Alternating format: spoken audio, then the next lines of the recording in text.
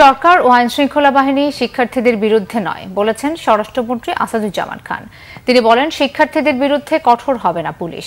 রাজধানীর তেজগাঁয়ে ঢাকা জেলা আওয়ামী লীগ কার্যালয়ের এক অনুষ্ঠানে স্বরাষ্ট্রমন্ত্রী এসব কথা বলেন। তিনি বলেন, কোটা ব্যবস্থার সংস্কারের দাবিতে আন্দোলনকারীদের ধৈর্য ধরার আহ্বান জানিয়ে স্বরাষ্ট্রমন্ত্রী বলেন, রাস্তায় বসে পড়লে জনগণের দুর্ভোগ তৈরি হবে। কোর্টের নির্দেশনা মেনে নেওয়ার আহ্বান জানান তিনি। কোর্টের মাধ্যমে এর সমাধানের কথাও বলেন তিনি। প্রশ্ন ফাঁস দিয়ে স্বরাষ্ট্রমন্ত্রী বলেন, প্রশ্ন ফাঁসকারীদের বিরুদ্ধে আইন অনুযায়ী ব্যবস্থা নেওয়া হবে। আপনারা ধৈর্য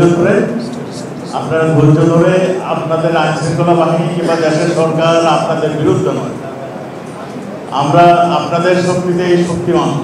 আপনারা এইরকম ভাবে যদি রাস্তায় বসে পড়ে তাহলে তো জনগণের দুর্ভোগ হবে।